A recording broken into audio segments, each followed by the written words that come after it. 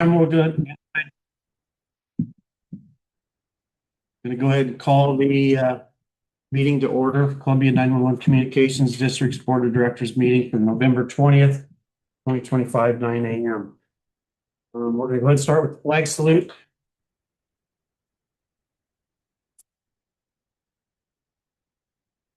Pledge allegiance to the flag of the United States of America, to the republic which stands one nation under God, indivisible, with liberty and justice for all. Okay, roll call. I can start with Brian. Brian Tierney's at one, Kletzken. Holly Hennessy. Adam Miller Shepherds. And Mark, are you with us? Echo. Yep. Zone 3. Mark, and then Jeff Flatt, Board President from Rainier. Jeremy, staff. Jeremy Hypes, Executive Director. Nikki Nichols, CFO. Mary Jo Beck, Office Support. Mark Levine, IT Facilities. We also have attending online, Daniel Cooper, Operations Manager, Chandra Egan, CAD Specialist. And Nathan Hughes, Tech Manager. And I believe we've got Michael Pinkerton online as well. Good morning. Morning. Public comment. Any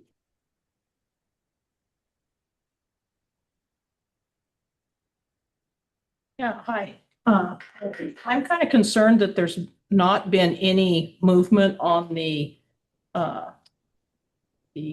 collaboration with the first responders, Tammy Magra, with the first responders that I attended the meeting when all the first responders was here. I think we don't have to reinvent the wheel. We don't have to do anything. I think that you guys need to get a move on and start working on that because you're just kicking the can down the road, and it's not acceptable. And also I'm requesting that any updates that you guys have on that, would you please send that as a press release to Marty at KOHI Radio, 1600 503-397-1600. Thank you.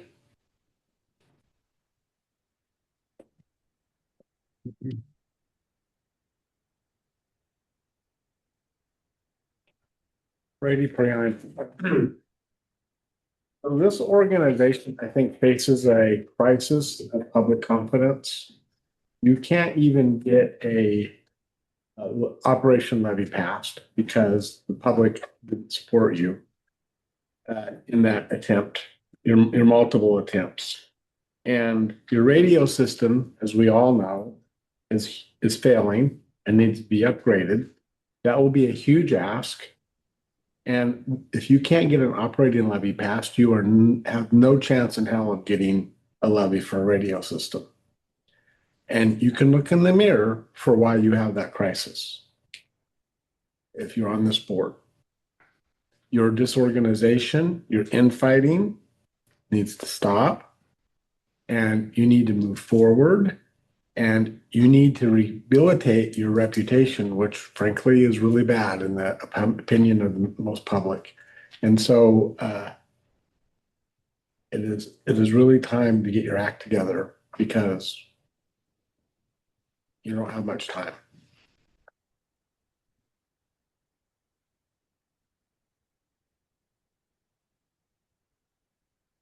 comment?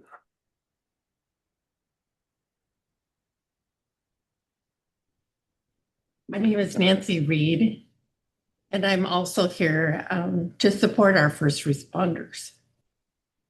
I think listening to them, I thought, oh my goodness, we really need to take care of that. And I hope you put it on the agenda for every meeting. The other thing that in that meeting I'm going to comment on is my career was in the metals industry.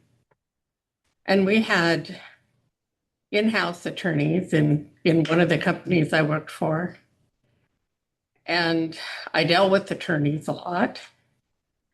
I just was so amazed to hear that you used your attorney for a roofing project. We would never have done that. They are way too expensive and too valuable.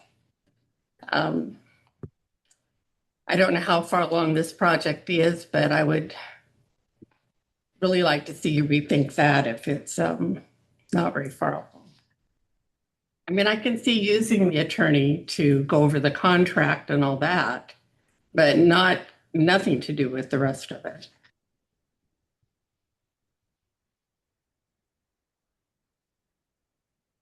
Okay, any other public comment? Anybody online?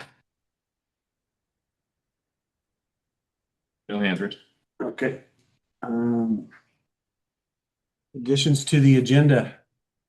Anybody got anything to add to the agenda? Mr. President, I would like to request a addition. Can we add a topic for conversation around annual goal setting? Thank you.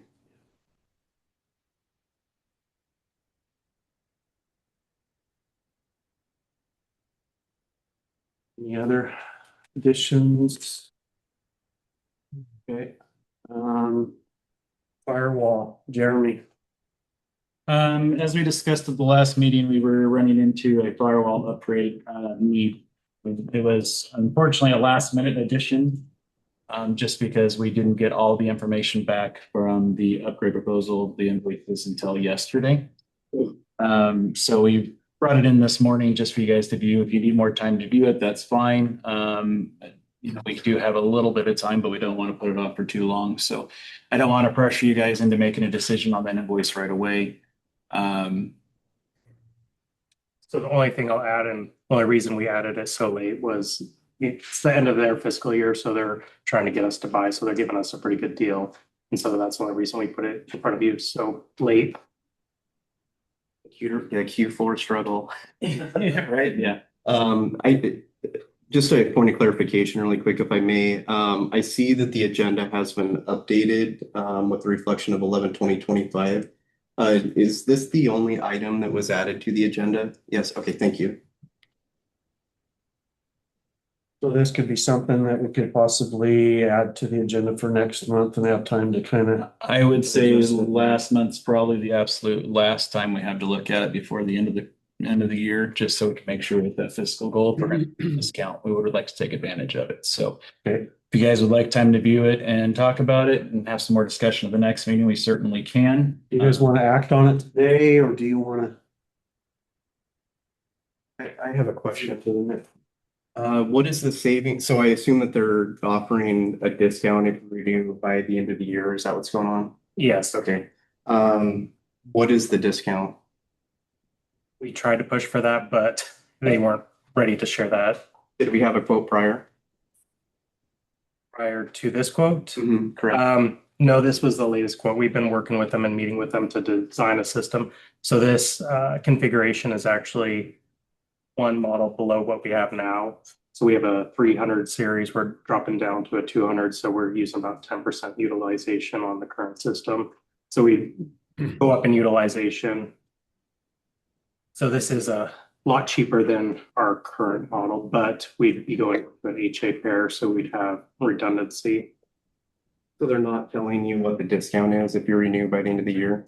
No, this is what they sent over. And like I said, we met with them last night, actually, and we're pushing back on what's the discount? What's the discount you're giving us now? So if we know what we're getting here versus next year, if we decide to renew for 5 years. Okay, so you're using a reseller to buy this, which is CDWG. Have you talked to SHI or Insight or anything that No, we have. the reseller? Okay, so we don't have quotes from any other resellers. But this would be purchased on a government contract. I understand, but SHI and CDWG have their own markups that they do independently of that. Sometimes. So would you like to wait till next meeting? We can reach out to one of the other vendors and see what we can get out of them. If it's not going to cause a problem, I would prefer that we do that and then also try to get a quote from the other resellers too. I know how this works because I use CDWG and Insight and SHI as resellers. And for example, we got a quote request from state of Arizona the other day. And then that quote came from 4 different resellers because they all were asked to quote it by the state of Arizona. just kind of add some context there. And you said it was SHI Insight was the other one? Yeah, Insight, we only do software though. Is this considered software or is this considered hardware? It's all hardware. Okay. Insight may not be one, but there are others. Okay. I can send you the names I know of. If you have some others that you prefer us or you know of that we can look into, that'd be great to say. And our project manager knows all those vendors too, so you can let us know. Okay. Okay, so we'll add that to next section. When, if I may ask, when does so if it's hardware, that's obviously not what's expiring. Is it updates or what exactly is expiring? They are no longer supporting that model that we have. Okay. And when does that end? Next June or July. So technically we don't need to renew until about that time, or do we have? I was trying to get in for the end of the year, Q4 savings. It's gonna be a little bit tighter next month, but we could make it work. And it's really just to give us time to set up the network, put it in a test bench, get it all configured, make sure everything lines up. As you know, firewalls have a lot of programming go into them. And part of this upgrade, the contract we got has a migration tool, but it can't migrate everything. So we're gonna have to double check everything. Understood. I'm just a little concerned about the lack of transparency and what the price would be renewing, not from you, from them. Before the end of Q4. They might want to share too, but if we go to SHI, at least we could get something. Yeah, okay, thank you. Okay, any other questions on firewall? Looks good. Okay. Approval of the meeting minutes. Need a motion for the approval of the October 30, 2025 minutes as presented. I'll make a motion. Brian, Second. I'll second it. Shelley's got a second. Okay, there's been a motion and a second. Any discussion on the minutes? Okay, all in favor, say aye. Aye, opposed. Motion carries. Financial. Acceptance of the budget variance. Hey, everybody. We are currently, our benchmark is at 6.67%. And we are currently at 73.2% in our general fund. Only big differences we were, and thank you for the transferring of the 1.2. And that is on the report. Is there any questions anyone has? Okay. Looking for a motion to approve the budget variance. I'll motion. Okay, Mark's got the motion. Is there a second?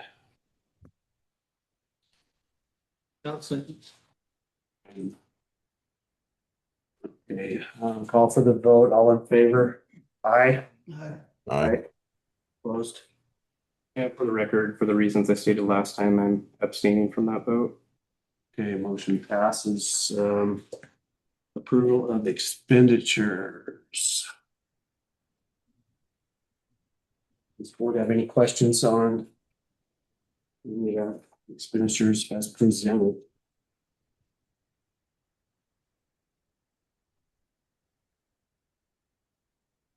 Hearing no questions, looking for a motion to approve expenditures as presented. Shelley.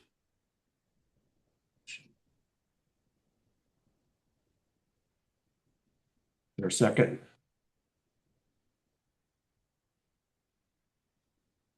I'll second. Okay, Mark's got the second. Been moved and seconded. Any other discussion? Any questions on expenditures? Okay, call for the vote. All in favor, say aye. Aye. Aye. Opposed? Motion carries. Danelle, Operations Managers Report. Hello. Our staffing update is that we do have really exciting news. One of our trainees was signed off on training on November 9th and is now solo. He's gobbling up overtime and supporting his team. It's going really well. Our other trainee is continuing in training. She's actually finishing her first block of skill build today, and she's going to start her law radio training next week. We have 2 candidates that are scheduled to start on December 1st. I'm still waiting for the results on one test on one of them. Otherwise, they're both ready to go. Very exciting. The 1 August applicant that I spoke of in our last meeting that was the soft lateral, he did not pass, and so we rescinded his conditional job offer. Of our October applicants, we have 2 remaining in the process, and November applications are coming in. I did something different this meeting where I actually included the flyer. We are still getting applications coming in. From when I started this role in recruitment in July, we initially got a lot of applications. Right now, it looks like we're averaging about 6 applications a month since then. And I'm looking ahead at possibly in February, pushing out more advertisement about it. We're trying to be fiscally responsible with how much we spend on advertising. So I thought this would be a great place to share it with all of you. And if you wanted to share it in your zones, in your communities, there's also our website for anybody that has questions. Our training team is working really hard right now. They're revamping our resources and working with our outside agencies and our responders on a lot of our training materials just to try and improve our training outcomes. Kim Wanger is currently in the certification process to become a trainer and join our team. All of our staff are still in compliance with all of their certification requirements. Veterans Day did happen this month, and while she is on maternity leave, we are very proud that we employ a veteran, Madison, from the U.S. Marines. So even though that date has passed, I wanted to bring it up here. And social media remains constant. And I also did post in my report a link to Everbridge, the Community Alert Network. It's been on our site for people to manually sign up and opt in to notifications. It's a good thing to bring up as our weather season starts. Our year-to-date request for public records as of this morning is almost 900, actually, updated from when I did this report. And we are working on the Oregon Public Transparency Survey for the State Public Records Advocacy Office. And we're still working on our SOG updates and policies in-house. Does anyone have any questions for me?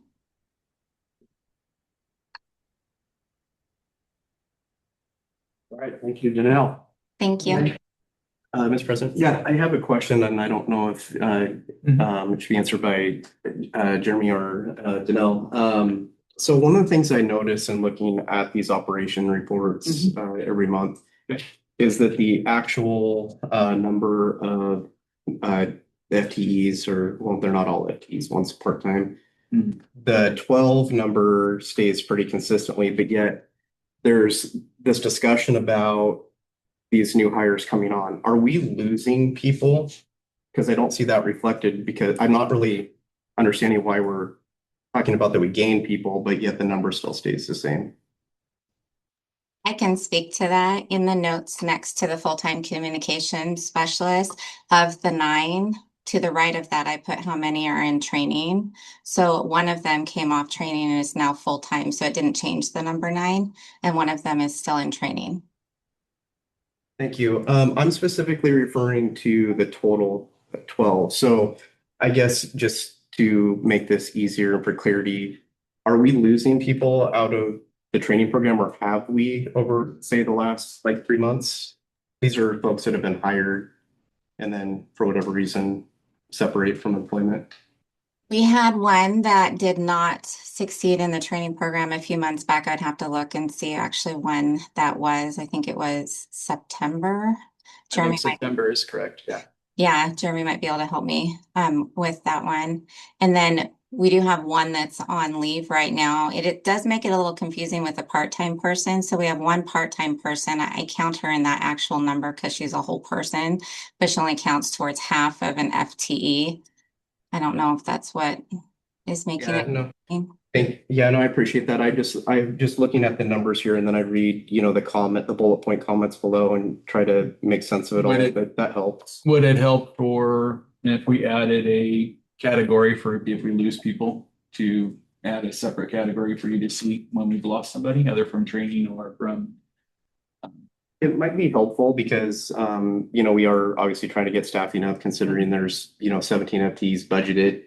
But yet the actual number, 12 seems to stay the same month after month, but Okay. we're hearing of the hiring. Yeah. So, if I guess that detail is there that helps us, Danelle and I'll work at adding, clarifying the information and maybe add another category if we were to lose somebody or something so that it stands out as another lost. I do want to add that I only keep my numbers for what they're accurately as of today. So even though I have 2 people starting on December 1st, it's not December 1st yet. So that number 12 is going to become 14. Great, thank you. I do have another comment. I mentioned this years ago and it was a recommendation and perhaps something that we can look at again. But as far as the recruiting goes, I had suggested that maybe we create like postcard size recruiting information handouts, lack of a better term, and try to get those out to our first responders that are actually out there interacting with people. Because I can remember several times when I would go through a drive-through like at Starbucks or Dutch Brothers, whatever, and just the way the person took the order, just your interaction with them, like this person can obviously multitask, they're organized. I would love to be, probably not the greatest thing, like try to poach an employee right there, but it would be nice just to give a card, to have our first responders giving a card for folks that they run into that they think might be a good candidate. It just has, the very summary job, whatever you want to put on there, just summary type info and how to apply. I've also, in my prior organization, we used business cards, hiring cards that we just handed out stacks because they're cheaper, because they're small. And you can put your QR code on one side, so on and so forth, and you hand them out to your first responders. Again, when they're out for coffee, out for dinner, or whatever, they can hand them out and say, hey, I really like the fact you can multitask. Maybe this might interest you. Yeah. And you can do it that way. And I do believe we've done something recently, or prior. I don't know how recent, to be honest with you, but Danelle. So we actually just handed out our last 5 of, I think, of 1,000 of those business cards that Jeremy's talking about, exactly what Tyler was describing. We just revamped them and we're getting them ready to go to print. We're just got a couple of quotes back on them. We're going to repeat what we have been doing, which is the business card. We're also going to do a little 3x5, which we have done in the past. We're just bringing it back, and then we have the full flyer. So that is already got our QR code on it, and it's gone through the process in-house between staff on the floor, our training team, our training coordinator, me, and Jeremy has also seen it. Is there, so historically, we've had a really big problem with recruiting and retention. We've been approved for 17 FTEs now for, I think, at least 2 or 3 years. Before that, I think it may have been like 15 or so. I can't remember the exact number. I'm hearing that the other centers are having, pretty good success with getting their positions filled. Jeremy, can you talk a little bit just about your priorities with actually getting to, because I don't think we've ever, in my memory, we have never been at the 17 FTEs. So what is going on? What is your vision? What is your plan for? So Danelle and I have talked a lot about this, the vision, the plan, the direction for hiring. And depending on where you're looking, some agencies are having great success in their hiring and some are not. We have rebounded a bit after COVID. As a profession, COVID, just like many other professions, was hit really hard with COVID. And we're slowly starting to etch our way back into people starting to see 911s as a profession. There's different avenues, different ways of going and approaching the hiring process. What I'm seeing for us is part of it is what we've already started, is the digitizing our policies, our guidelines for dispatch. Be able to revamp our training aids, the training book that we have in place. Kirby's been spending lots of hours working on that, trying to get it up to date. We've also had recent changes in the CTO program as far as who's being a training officer. So those are all parts of the process of trying to revamp the hiring and retention process. And a lot of that also speaks to culture of the agency. There is, a change amongst ourselves that we're trying to revive our culture to attract more people and retain more people. So the hiring practices themselves, we've done a lot to increase, different doctors. We've looked at different parts of the hiring process, ways we could cut corners while still get the same quality of applicants.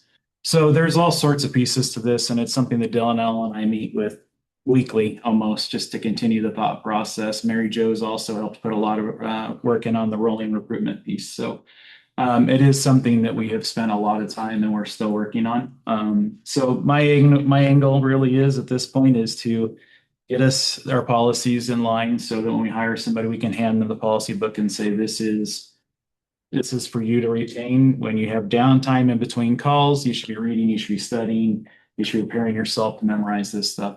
And it also, not only does it build confidence in your trainees, but it also builds retention of that knowledge they're going to need as they go through training. Thank you. Just one last question on that. Have we looked at the way that the centers around us are doing their training program, the requirements, the way that they go about that, and compared it to? We have, so in the Portland metro area, which they consider us Portland metro area agency, we have a lot of relationships with Portland, BOIC, Washington County, Clackamas County. I came from Clatsop County, so I have connections there as well. And as a statewide, we all constantly reach out and talk to each other about this. And at the state meetings we have quarterly, it always comes up. What are people doing? What are people trying? What kind of success they're having? Social media is a big piece for hiring. It's where the younger folk are spending most of their time, YouTube and social media. It used to be the days of newspaper ads and those kind of things were influential. Nowadays, it's a lot harder to get applicants from that. So but yes, we have, and Kirby meets regularly with a metro area training team, which comes from BOAC and Washington County and Clackamas County, and they constantly share information, and we have a pretty open flow of communication between the directors, managers, and training teams within the agencies. Thank you. Yeah. Okay, any other questions for Dale? Jeremy? Okay. We'll go ahead and move over to Nathan, technical manager report. The Hydra analysis is complete. We met with Day Wireless and we're waiting for some additional information from the report. We asked for a couple more details out of the information they generated. We are still down to one HVAC BARD unit at Quarry Hill. We received quotes for replacing a single unit in both units. And since we're coming into winter, we're kind of taking our time looking at grants to fund that replacement.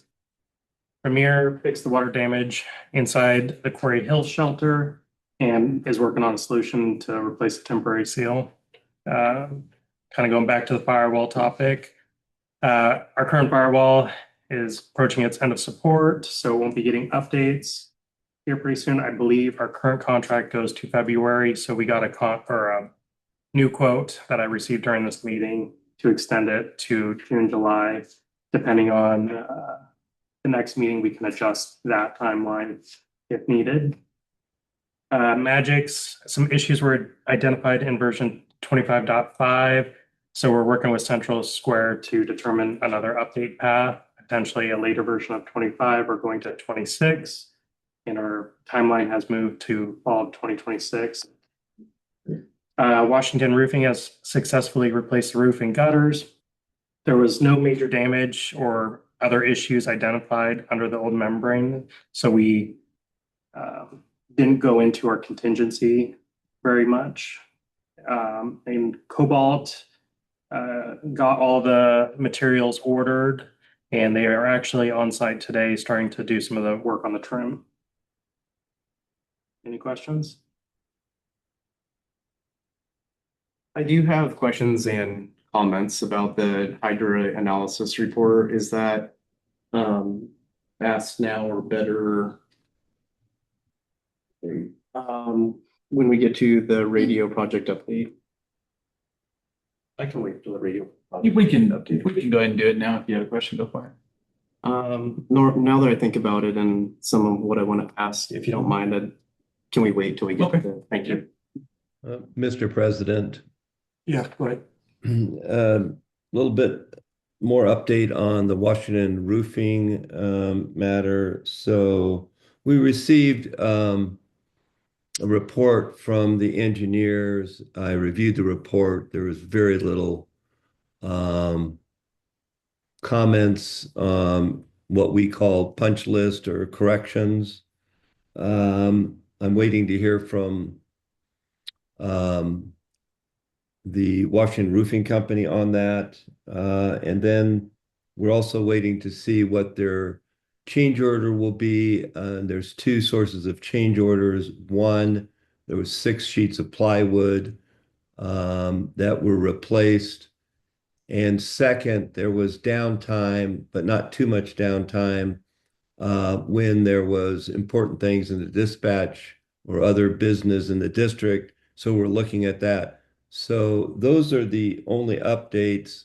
And I'll go ahead and just review the request for change orders. And as Nathan mentioned, this is well within the budget. And I have to compliment staff who spearheaded this, did a great job, coordinated with Washington Roofing, and they were a very good contractor. And it appears that this is a very successful outcome. All right. Yeah, it feels pretty good to have that with winter fastly approaching, to have that project wrapping up. So any other questions for Nathan? Hearing none, go ahead and turn it over to Jeremy. All right, so just real quick, meetings intended. We've done, as we discussed, the Portland Dispatch Consortium meeting this month, Magic's management meeting for the CAD system, and the ASA contract review meeting yesterday that went for 3.5 hours. Again, just trying to be involved as much as I can, be present in all the meetings that we possibly can so that we can glean information as well as work on those collaborative relationships. We didn't have any public meeting or events this month. We're still working on our guideline updating, policies updating, the radio project, this piece anyway that we've already talked about, but we're just waiting on more tech specs on the inbound radio communication from the Hydro report, not just the outbound, which is what we have currently, as well as some other technical data that we need to be able to verify before we can start replacing equipment. That's the biggest piece of what we're waiting on right now. Agency logo. So prior to my arrival here, apparently there was a new updated logo created by Kirby. Some of us have already started using it on our emails and on documents, but it hasn't been officially adopted and added to, say, our board reports. And it's just a cleaner variation of the same logo. I just wanted to make sure you guys are aware and make sure if anybody had any concerns about us starting to officially use that same logo. I believe it's one that I think Tyler's already got it on his email. I think I already have it on mine. So I just want to make sure that we're all using the same logo and there's no concerns with us starting to switch everything over to that new logo. Is the only difference just the removal of the colors across the icons? That's my understanding, yeah. Okay. It's just a cleaner, more variant of the same logo. And with that, does the district have a branding policy? If not, should that be? I don't believe we do, but we should include it. And I'll talk a little more about those board policies as we go ahead, because I do have some news from SDAO on that stuff. If you don't mind waiting for just a moment, and I'll fill you in on the whole package. 911 Public Education Funds. So out of the 911 tax monies that everybody pays on their phone lines, the state of Oregon has a public education fund. And it's kind of a fund that we can request monies from for documentation and other events. So our canopy that we use for events, we're using, it's been around a while and it's been beat up in the weather, and we're using zip ties to hold some of it together. I'm a little concerned about with some of the weather events we get here. If we have an event that we could actually injure an employee by having them standing under one of our canopies that's damaged. I also am not in a place where I'm ready to necessarily spend our district money on replacing that canopy if I can find alternative sources of funding. So I'm reaching out to the state 911 program to see if I can glean some money from them to replace our canopy, something a little nicer. Right now, we just have a plain canopy. This would have our logo on it, and we could use it. It'll look a little more professional and hopefully attract some more attention for hiring at those public events. If we don't receive the funding, then it may be put off for a while, just depending on what the cost of that's going to look like. So just wanted to let you know that I am actively working on trying to find some of that. And those funds can also be used for our hiring cards and flyers that we want to mail out. So there's also alternative funds there that we can use to offset some of those costs and save us some dollars and pennies here and there as we go forth. And then I did include in there that just that I'll be out of the office at the state 911 meetings December 3rd through 5th, the first week of December. I'll still be available by cell phone, email, and everything else if you should need me, but I'll just be working from Newport where the state 911 meetings are being held. Any questions about the stuff off my director's report before I jump into the old business? All right, so Meisner site project update. We do have some exciting news about Meisner. We've been waiting for the amateur radio group to get their stuff moved. It does look like emergency management. Corey Padron over at the County Emergency Management has come up with some funding to help with moving of that equipment. So that money's been made available. Now it's between Day Wireless and the Ham Radio Group to schedule the actual moving of the equipment from the old shelter to the new one, so we can officially remove the old shelter and close out that project and be done with it finally. So that project, we do have some forward movement. We reached out just last week and asked if we could be of any assistance in any of this project, and it sounds like they're working out the details amongst themselves. So hopefully soon we'll be able to get that off our agenda completely, consider the project complete. Can I ask a question about Yeah. Meisner? Mm-hmm. So did we have an intermodulation study done to make sure that those frequencies aren't impacting the district state channels? If it would have been before I arrived, can you speak to that by chance, Nathan? Not to my knowledge, but I don't know if Mike did or not. Okay, I will do some research and I will let you know. That's something that is critically important to start. I think you know this, Jeremy, but just for the sake of the rest of the board, it's critical that those intermodulation studies get done, because allowing those third-party transmitters to be at a site that our equipment is at could be causing major problems it could be part of the problem. You got it. I will do some research and see if I can find out and let you know. Thank you. I can speak to that point. To my knowledge, there has not been such a study. And so you could direct your attention on seeing how one could be obtained once the transfer is complete and the study can be done. Okay. Thank you, Michael, for your input on that. And you're also going to have to say, Jeremy, what's acceptable is there inherently will be hits, but how far up the ladder of transmitters? Yeah, so that's going to have to be something that. Okay. And I don't know what the acceptable standard is on that specific thing for a public safety communication system. I'll reach out and see if I can find some other folks. I should also point out to the board that under the agreements with the co-locators, any interference is grounds for termination, or that they have to adjust whatever they need to adjust, either on the tower or in the shelter building. That's clear within the agreement. So if there is, if the study shows any interference, then we have a contractual right to require adjustments.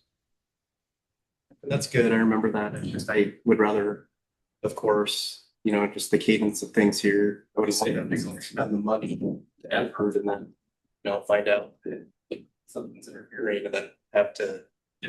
Nope, that makes sense to me. I will look into it and see what we can figure out.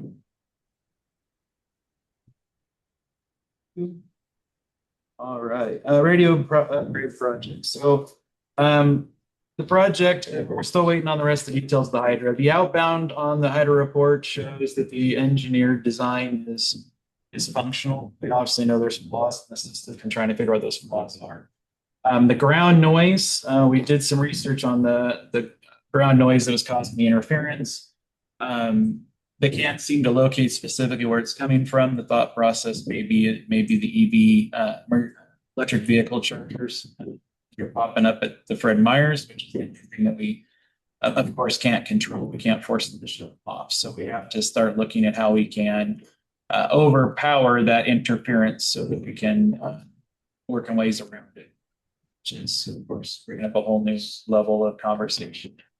Difficulties that we're going to run into trying to work around those. So But we don't know that that's the causes. that's the assumption at this point because we can't narrow it down anywhere else. Well, so what I would offer to that though is that we do have at least 4 charging stations outside of the Watson House by City Hall. And if the interference is not showing up in that area, then either it's not the charging stations at all, or there's perhaps a different model or installation method that was used. That's a good point. So if it is the we charging, can check those charging stations, see if there's interference coming off those. So it might give us a piece of it. well, it still sounds like a theory though. Yeah, it absolutely is until we test it and try to find another resource. So, unfortunately, the point we're at now is we've been driving around trying to pinpoint other locations. They've tested like the candle was one of the thoughts. They flipped it off for a quick second. It didn't make it made a very, very, very small difference. So we put it back on. There's other equipment that they've looked at and they've run into the same problem where it doesn't seem to be what the greater issue is. So Day Wireless is out in the field locations triangulating with their equipment, trying to locate what those interference locations are. And they have not been able to pinpoint it yet.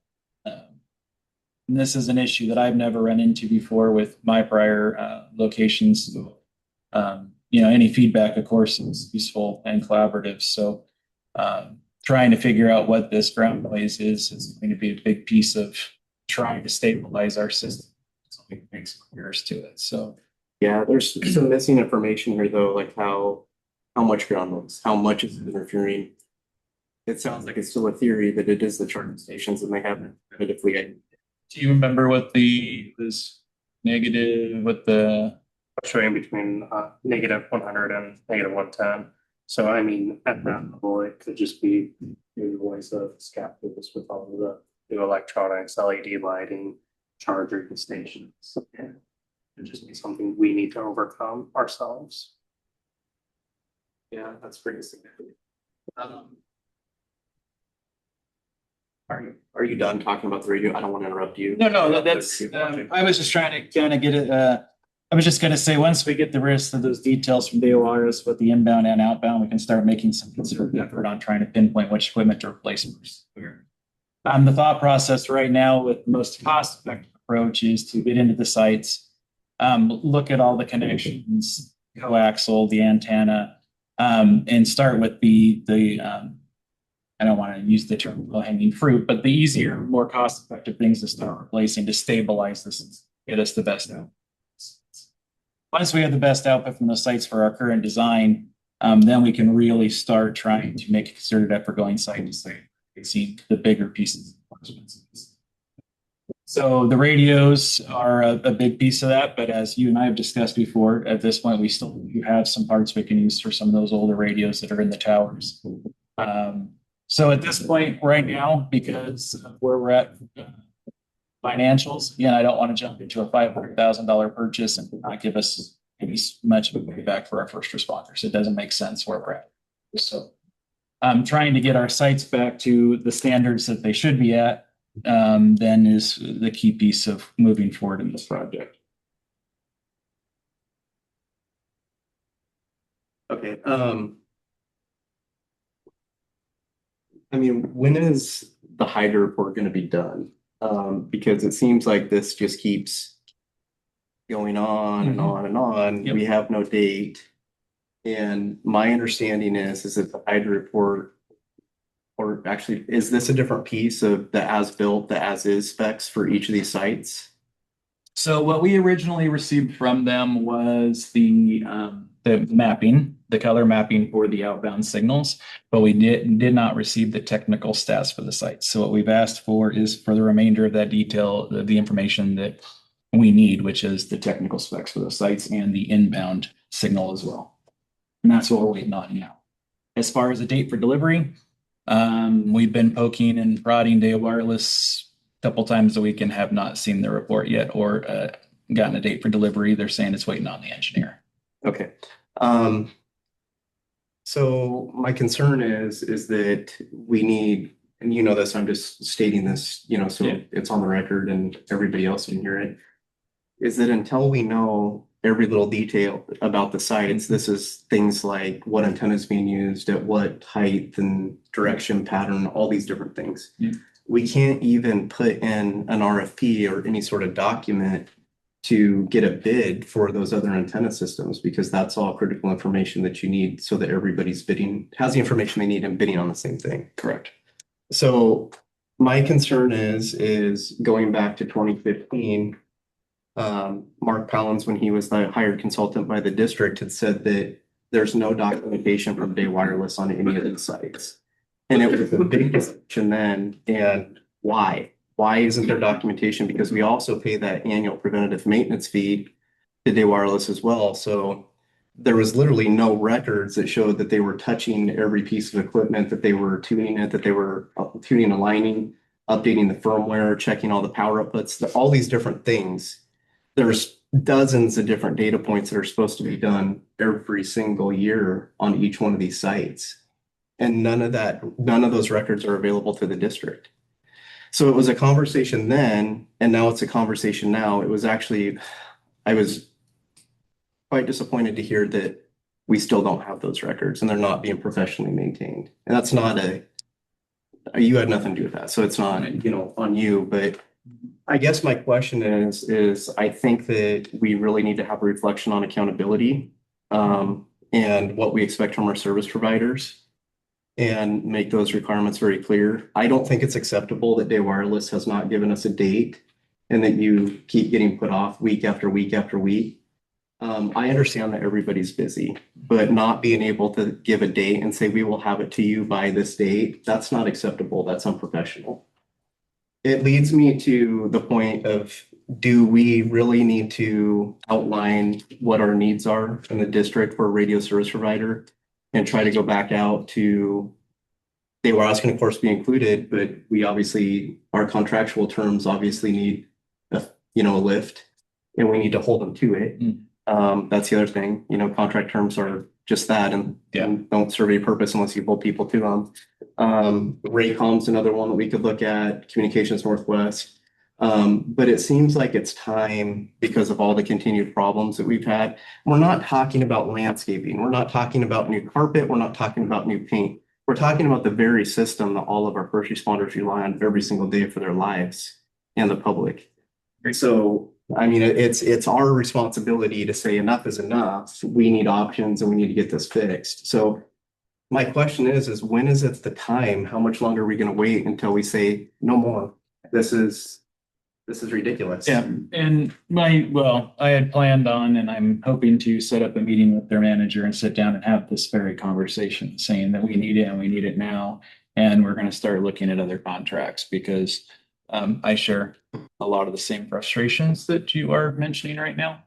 Gordon Day came out once back in 2012 because the sheriff's office had made a really big deal about some issues that we were having back then, and they got back to him and he actually came out personally and talked to us. Nothing really got better, but we also kind of lost communication with him. But I think that we do need that level of, if we're going to stay with them, we need that level of contact, and we need consistent check-in points. No, and it's time for us to update that contract with them anyway. It has been, I mean, it's an old contract. It needs clarification, needs updating. And it's one that Nathan and I have talked about several times about that contract leaves something to be desired. We've recently requested that they start drafting a new contract that we can start going over and redlining to make it fit our needs better. Yeah, I mean, we really, whatever new contract that is too, we need a new scope of work too, that, I mean, because of all that documentation that's missing, it's gonna cost the district a lot more money to go back and have to retroactively do all that. I mean, it's gonna be really expensive.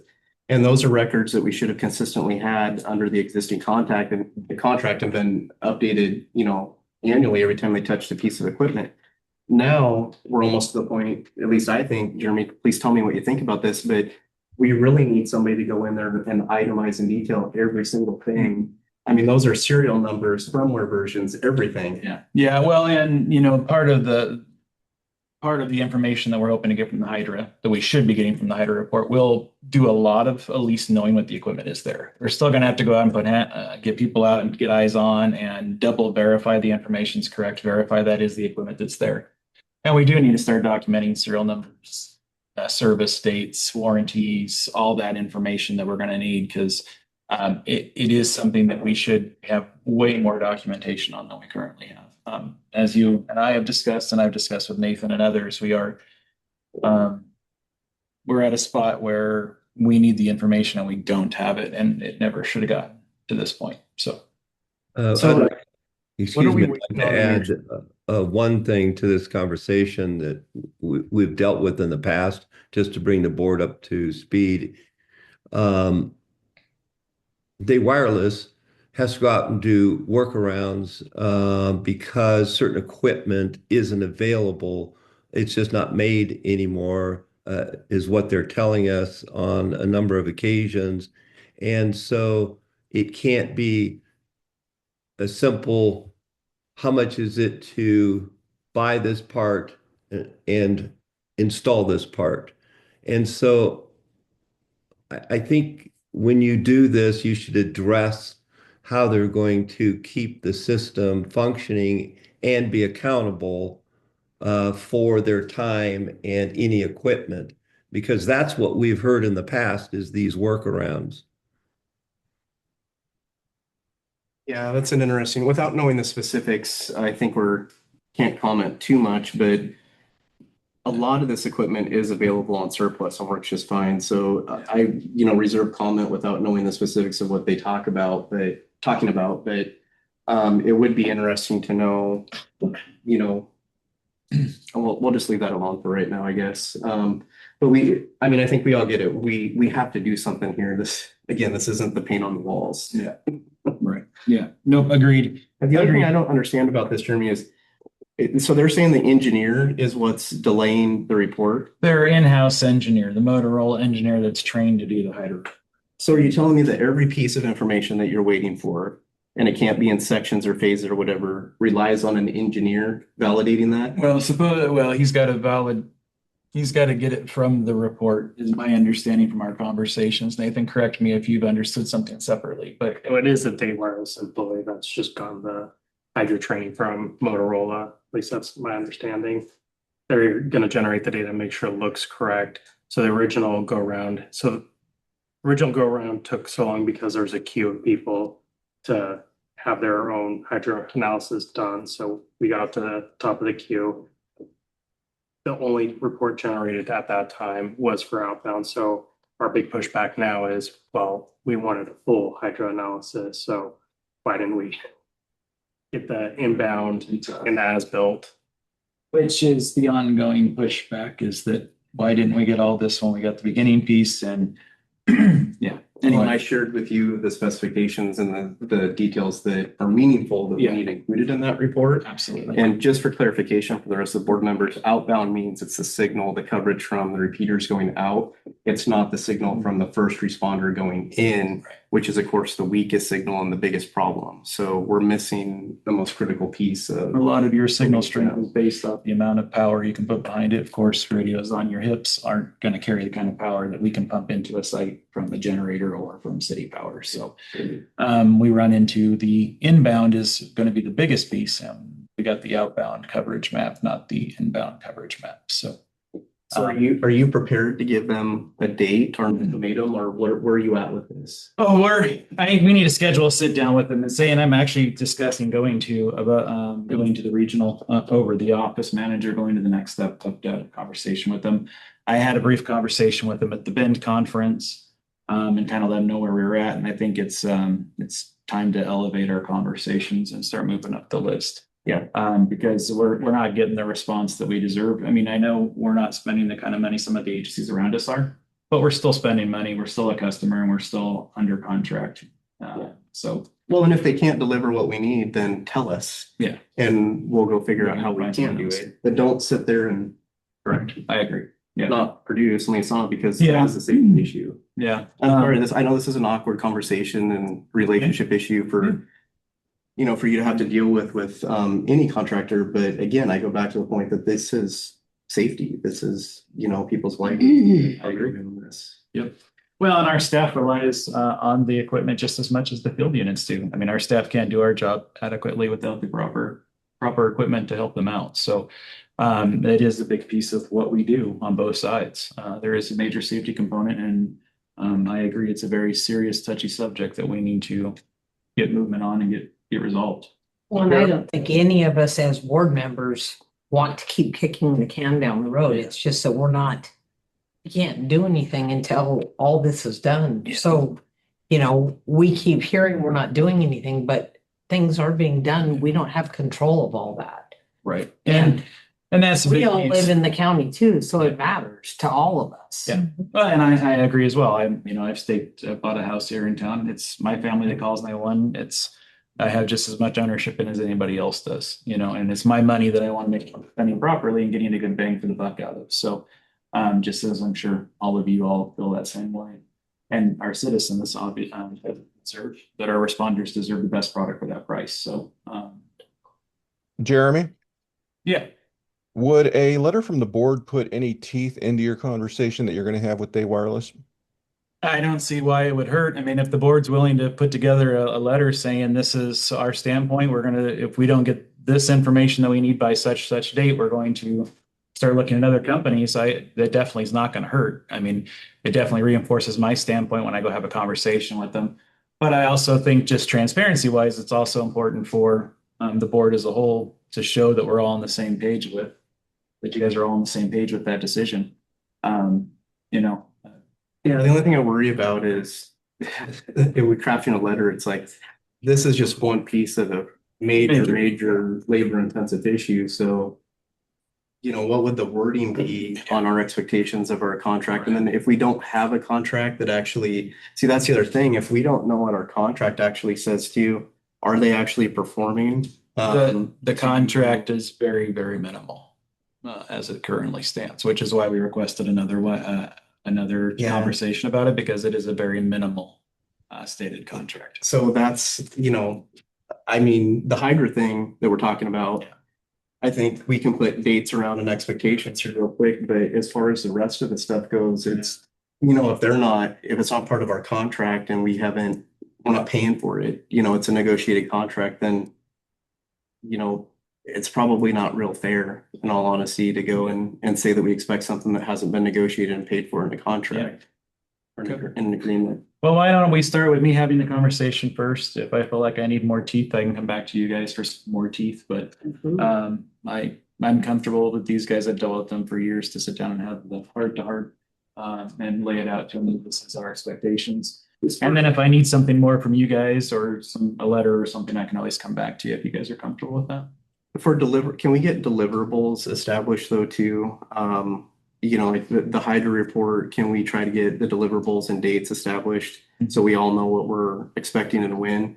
And then as far as any sort of services agreement, new draft goes and any sort of pricing, can we please also understand what that's going to look like, what's supposed to be included in it, and when we're going to have that by? I just would like us to be able to have dates and be able to set expectations, you know, accordingly. Got it. I will work on that, and hopefully I'll be able to have some good information for you in the next meeting. Thank you. Okay.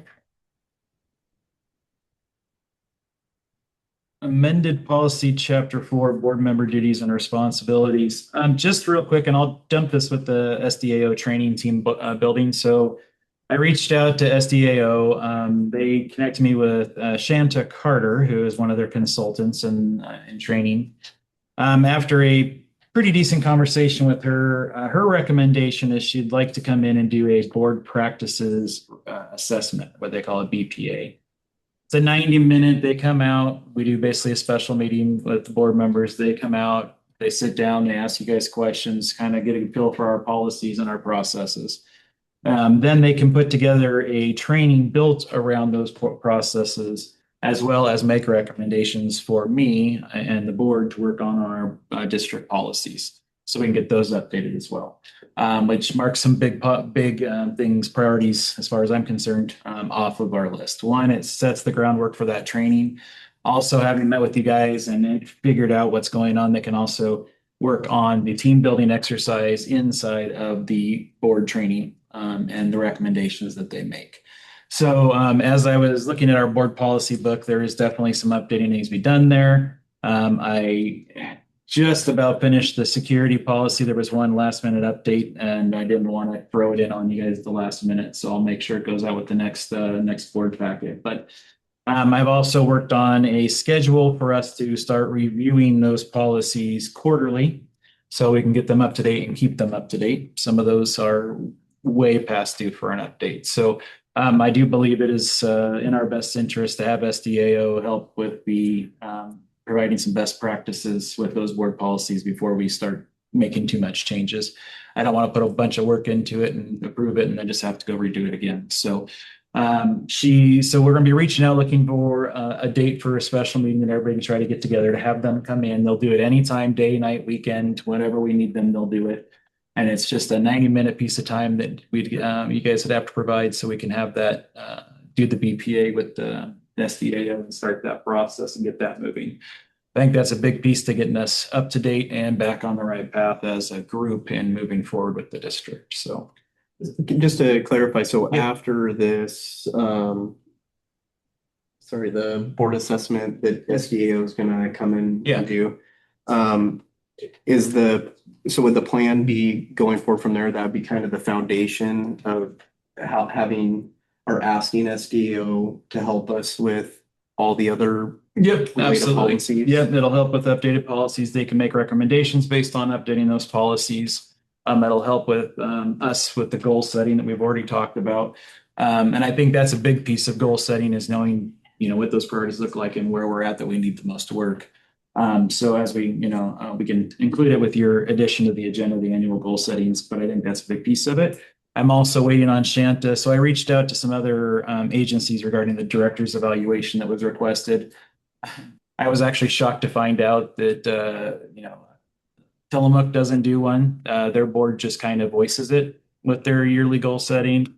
Klamath Falls, their new executive director, she provided me with one that she found that was probably 5 or 6 years old. So it's a little older, but it's probably still usable. I reached out to Portland. Portland's all done individually between their city administrator and their director of their agency. Clackamas County is the same. Washington County is very similar as well. So there wasn't anything hard copy for us to share, though SDAO, Shanta also did say she's got some variations that she has that she can share with us to review and use. She's just at a conference this week with the firefighters. So she will hopefully get that to me and we'll have something that we can look at next meeting to look at our evaluation process to help us start that reworking of the evaluation. So we can look at the 6-month and the yearly evaluations and the goal setting for us at that point. But I think this is going to be the first big step we need to start getting SDAO involved in helping us get things updated, best practices in place, and moving forward with as the board for the district. So that sounds great. Thank you for doing that. Question for you really quick.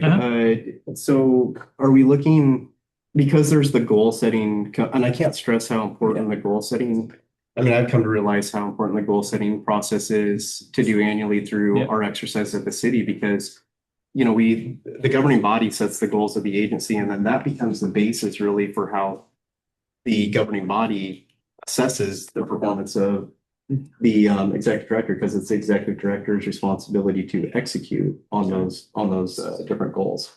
Are we looking at like a January, February timeframe to potentially be able I'm to do hoping, that? that would be my intent is to try to get it in January. I know December is really hard for all of us. I know Yeah. you're gonna be out of town for a while. The holidays and everything else is gonna be difficult to work around. So I'd really like to try to do it early January at latest so that we can get this process moving. Great. Because we're gonna be, I mean, honestly, if we're looking at a 6-month evaluation for me, we're gonna be coming close to that 6-month mark pretty quick. Come into January, beginning of February. So, and then the yearly will be back around August. So we're kind of on a timeline. We want to review this, and if we're going to put some yearly goal setting in, it's certainly is now the time to get it done. So my intention is to try to aim for January, if at all possible, early January, because that gives them a little bit of time to put together the training and to work on making the recommendations. So On the performance tool that I mentioned last time Mhm. for the board, the city council just approved the final at last Monday's meeting. So I have that now. Okay. And I have an email drafted to you, so I'll get that over to you. And Okay. then I'll just put in a concept that we can float around to everybody to have a conversation. Yeah. That basically just changes the one that we did for the city over Mhm. to appropriate for the 911 Okay. district. well, once you get that to me, I'll get it over to Mary Jo, and then I'll get over Shanta's when she gets me the ones she has. We'll include it there. And then we'll also include the Klamath Falls director, the one I have there, into the next board packet for you guys to look at. That way you guys have a chance to have a constructive conversation on any changes or additions or revamps you want to do. So that we can get something locked in sooner than later. Patty, the director of League of Oregon Cities, actually helped us and drafted and reviewed this draft that we did. And hopefully we can have SDAO, involved in reviewing our draft that we come up with as well. Shanta, certainly SDAO, and Shanta specifically was very open to helping however she can. She just noticed that it had been a while since they'd done a practices assessment with us, and she thought that was a good way to start moving forward for us to provide us the best information and the most feedback we can get from them. So, and I think that when she explained exactly what that is and what that process entailed, I believed that is probably our best approach to moving forward with making some updates and trying to get us in alignment. So. Thank you. Sounds like good progress.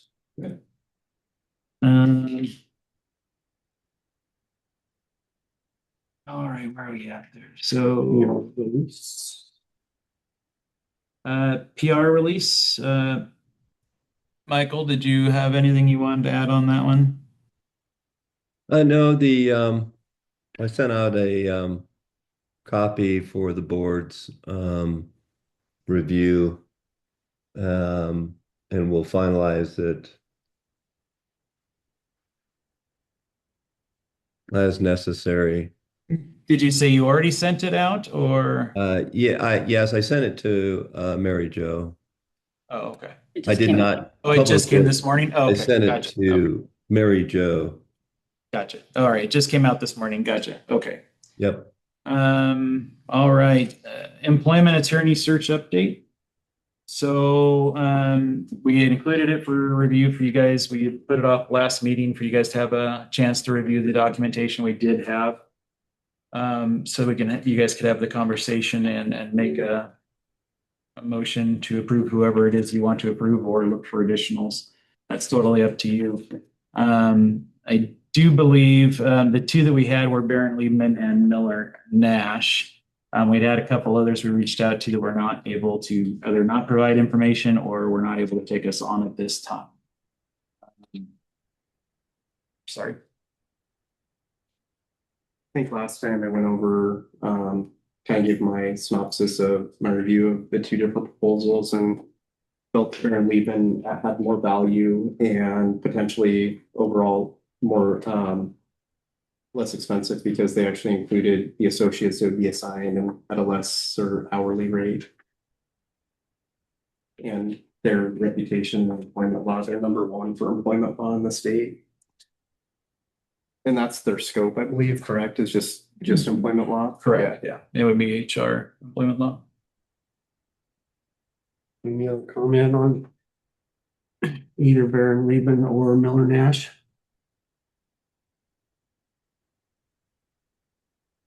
I'm happy to make a motion if there's no concern for Baron Liebman.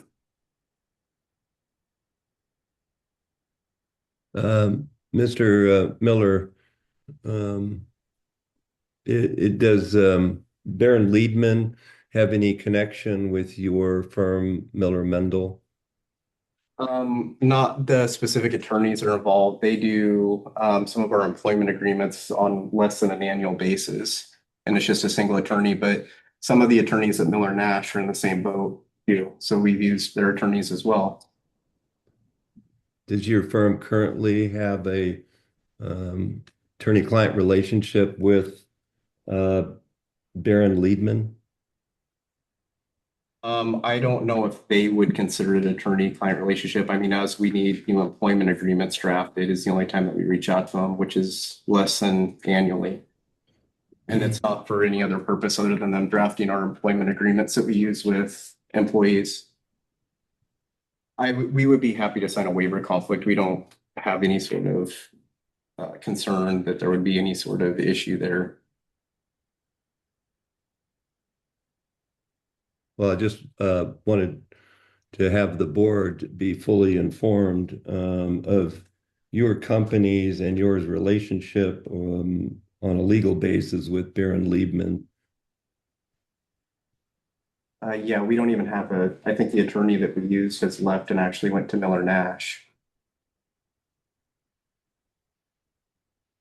Stacy Damaso or something like that.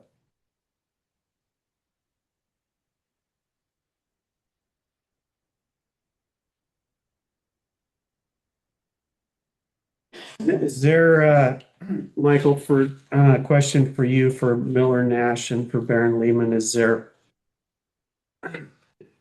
to get Baron Lehman up to speed on some of the stuff that we have going on right now versus Miller Nash is already on board with that? Is there benefit savings, cost more, pretty equal? What's your there's a significant cost to get another firm up to speed. I mean, that's one of the advantages, but not the only advantage, but one of the advantages of keeping with Miller Nash, who have the labor and employment attorney, and then Heather, who are already acquainted with the issues and knows the business of the district. Certainly this district has, I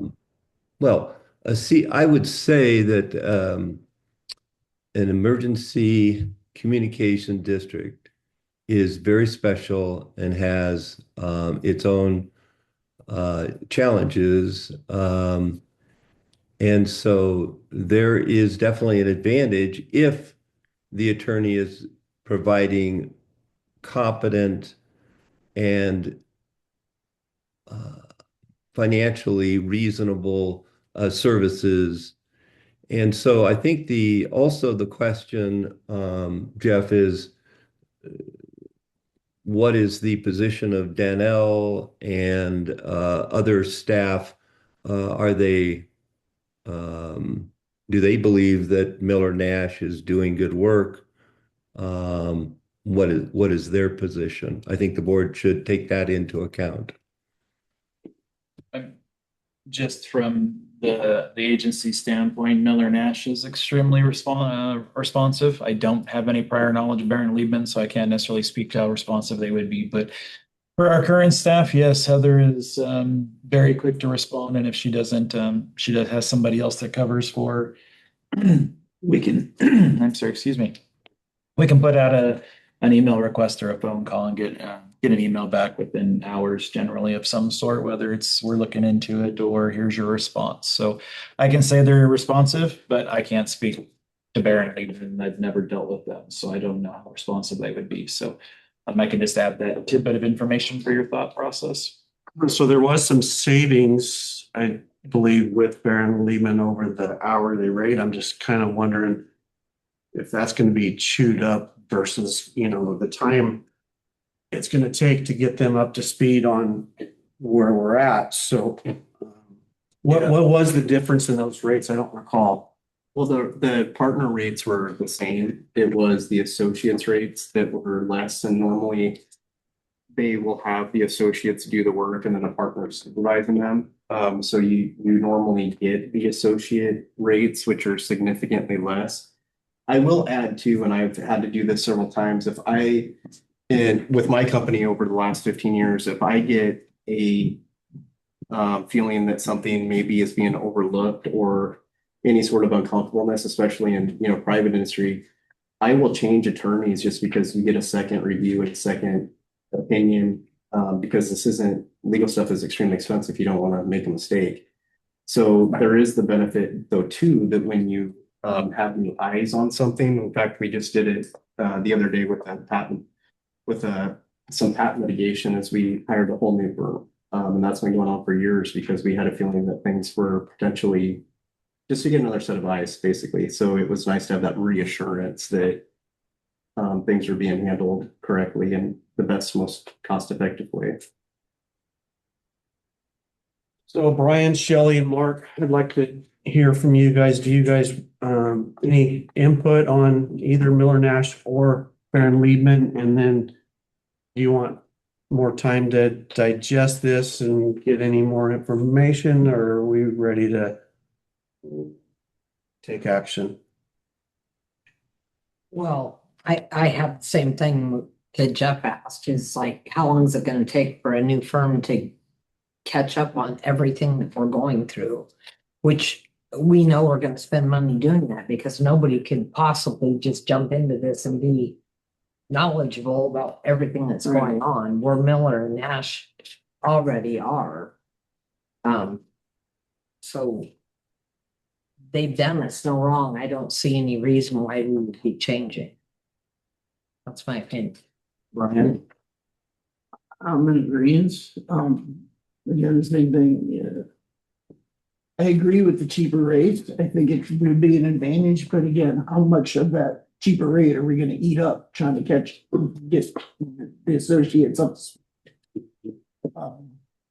So I'm kind of same boat, where I agree and disagree at the same time. Right. May I make a suggestion? Yes.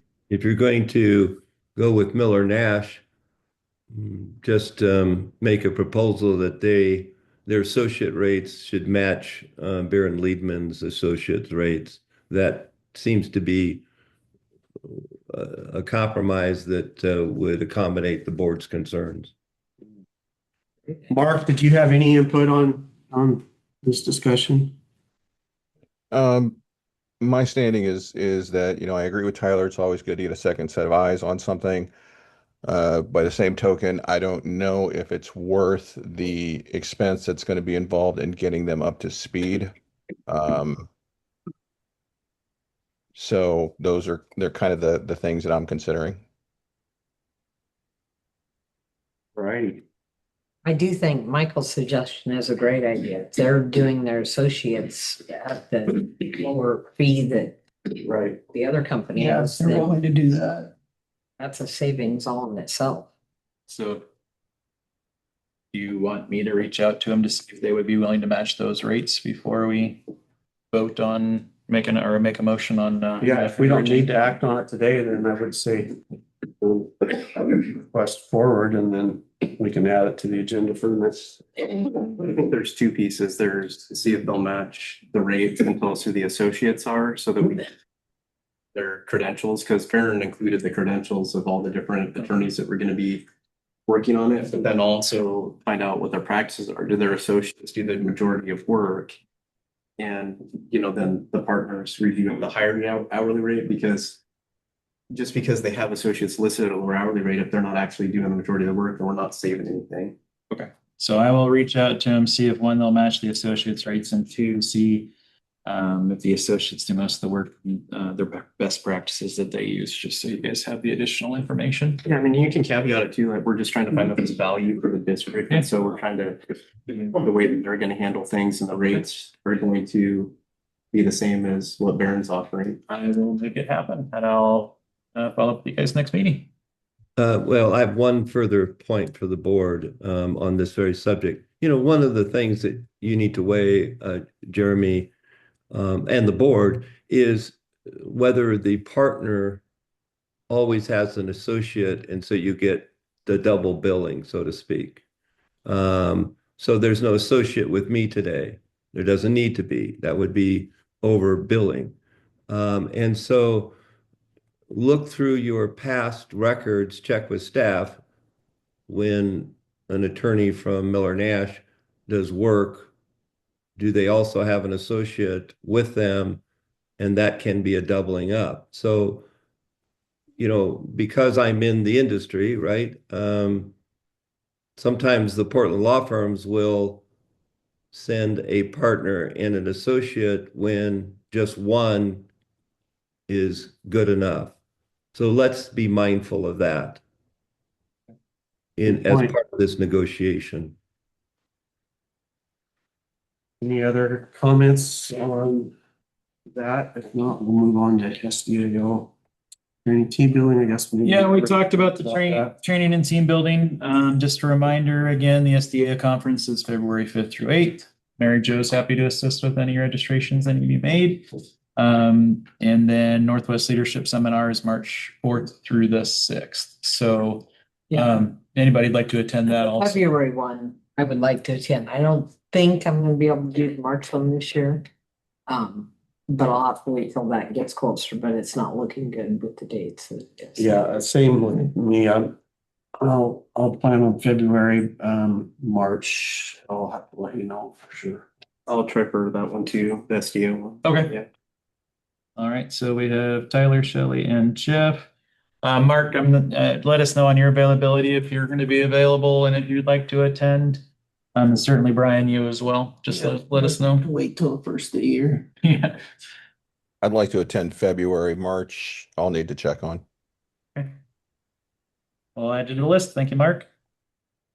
All right. And the new business, we already talked about the firewall upgrade. We're going to do some additional research and we'll follow up with you guys.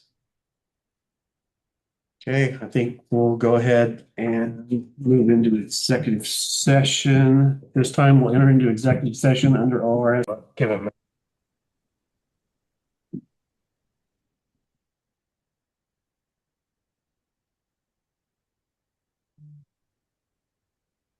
We're good.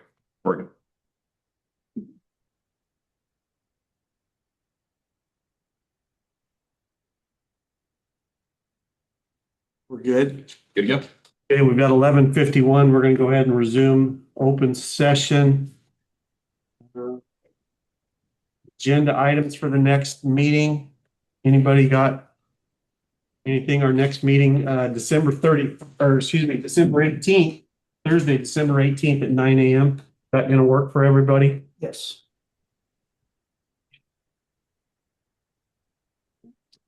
Yeah, we talked Yeah. about previous meetings. Yeah, I think Some people called it.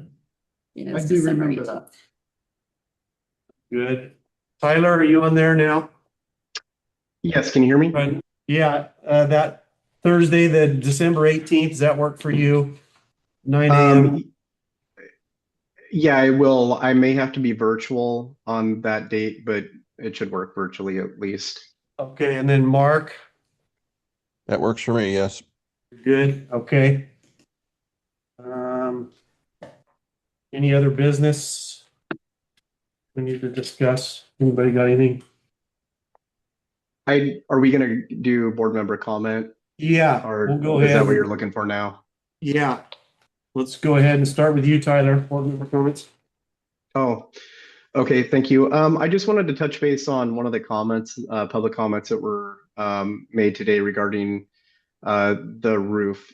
And I'm looking for basically some clarification from Jeremy about how that is being managed. Merck's is just looking at the title here, our technology and facilities specialist. So I am a little bit confused as to why we're using an attorney to handle or manage the roof repair.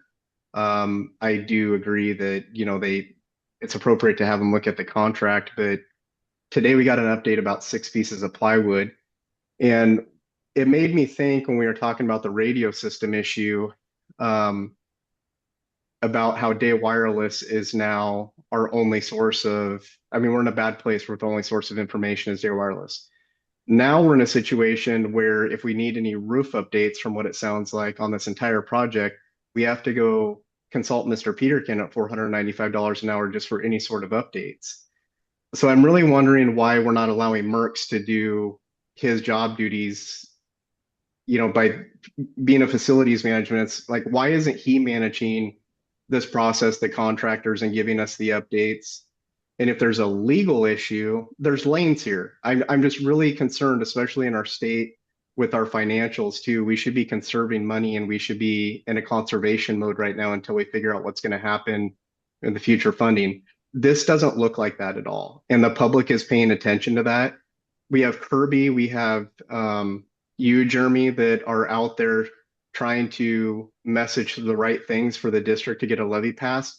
And I feel like the things that the board is doing financially are not aligned with what they're just not aligned with what the public wants to see. And yet we're going to go ask them for money. So I think the board really needs to think about what we're doing here, how we're spending money, how we're using contractors. Something isn't right here and the public is noticing. Let's see. Did you want me to answer some of that real quick? Or yeah, sure, if you'd like to. I was just going to comment that Merckx has, handled most of the day-to-day portion of that operation. He's also collected the invoices. He's also on the on-site walkthroughs with them. Mr. Peterkin handled the contractual side and is verifying the scope of work with the additional costs included back, just to ensure that it is something that we should not be rebutting or pushing back against. 6 pieces of plywood, it seems, like it's an easy cost to absorb, especially since it's under budget from what we were originally planned for. But Merckx has been handling a lot of that. It's really, Peterkin's been handling the contract side of it. And I think he was just merely commenting on the fact that we're almost done with the contract and being able to sign it off. But Merckx has done the majority of the workload as far as the back and forth with the contractor, the on-site piece of it. Mr. Peterkin handled the construction side, as I do know that's part of his original trade is construction law contracts and stuff like that. But that was a process that, of course, has been running for a while. But Merckx did handle the on-site contacts, all the on-site scheduling, the work stoppage and stuff like that, as well as collecting the invoices and verifying the equipment that was used. So I don't know if that provides any clarification for you or any. Yeah, no, it does. But this is the information that needs to be known, and we need to be having these conversations in public meetings, because without it, as we saw earlier today, the public is left to assume that we're paying $495 an hour for basically a project manager when we have a staff member who, is in charge of technology and facilities. So, this type of clarification is the stuff that we need to be talking about in the public meetings so that we don't have incorrect assumptions. With that, do we have an idea of how much we're being billed monthly related to the roof in Mr. Peterkin's invoices? That is not something that I have broken out. Okay, we don't have it currently broken out according to Mickey. No, I guess the answer would be no at this point. Well, okay, so I'll just leave it at this, Jeremy. I implore you to please, keep an eye on that, and knowing where we're at with budget and optics and everything too, that we are using our contractors and our own internal staff appropriately and in a way that looks to the public like we are respecting their taxpayer money. And I'm not saying that that's not what's happening, but sometimes, we just need that clarification on the record and this type of discussion. I would like to comment, though. You did just make an assumption that us board members are wasting this by allowing that to happen when that's not really what's happening. So we shouldn't assume that we know things that we don't know. Well, I asked you questions. What did I say specifically that said that you were wasting money? I asked a question about it, so You said that board members are spending the money and that you did say that. I wasn't talking specifically and only about the roof project, though. I'm going back to historicals with the radio system stuff, consultants. It wasn't just specifically to this roof issue. Well, that's what it sounded like. Okay, I apologize that I wasn't clear on that. And Mickey had something that she wanted to add as well. I was under the impression, Peterkin's involvement in the roof project was more established because of the problem with the first people that tried to do the roof. Is that not a correct? Yeah, it's more just to cover all of our bases and all the things that we didn't think of on our own. Correct. And that's why I think it seemed like he was more involved than he was. And that's what I wanted to say. I believe it seems like he's more involved because we had that previous issue with the roof. And I didn't know who knew that information or who didn't know that information. So So duly noted on the transparency side, accountability to the community. But I'll make a note Yeah, of that. I think that predates my time on the board, Mickey, so I wasn't aware of that there was a problem like that. So thanks for bringing that up. And Mr. Miller, let me comment on that. And so our CFO is correct. We had, unfortunately, a negligent roofer who, and his work resulted in a flood inside the building. And there was an insurance claim, there was remediation, and then there was conflicts with that particular contractor.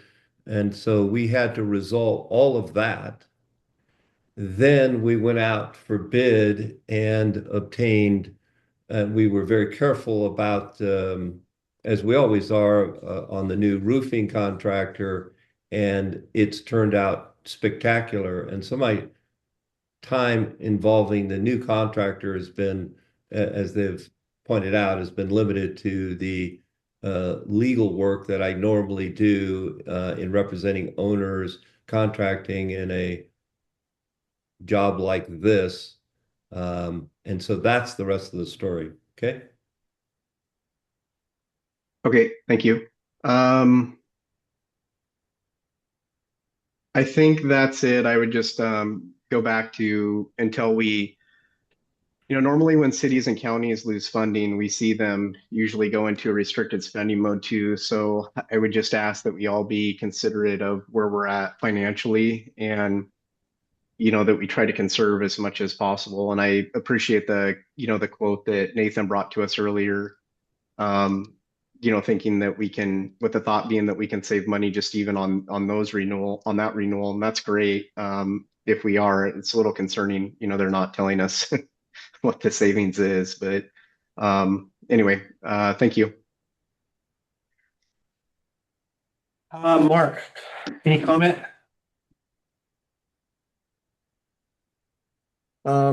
Just that I apologize for not being able to be there in person again. I'm looking forward to being back to sitting with you all to talk about these things and review these things in person, but just not able to right now. So hopefully soon, fingers crossed. Okay, get well soon, Mark. Brian. Continued well wishes to Mark for a speedy and full recovery. I will look forward to having you back as soon as you're able to. As always, kudos to the staff for their hard work. I know it's getting to be that time of the year, so calls are going to probably increase slightly, and just appreciate their hard work and handling everything. Jeremy, kudos to you for all your hard work you've been putting in. It's appreciated. And just happy Thanksgiving to everyone. Shirley. Yeah, I just wanted to tell everyone to have a happy Thanksgiving. I know everyone works hard around here. Board works hard. Michael works hard. We're all doing our best, and I just wishing everybody has a nice time with their family or whoever they choose to spend the time with, and we'll see you guys in December. Echo all of that. Get well soon, Mark, and just very proud of the staff here and the work that they do and from the top to Jeremy down to wherever the bottom is. I don't know where that is, but anyway, just very proud of everybody here. So, yeah, happy Thanksgiving to everybody and that's all I got. Thank you. We'll go ahead and adjourn at 12:04. Thank you, everybody.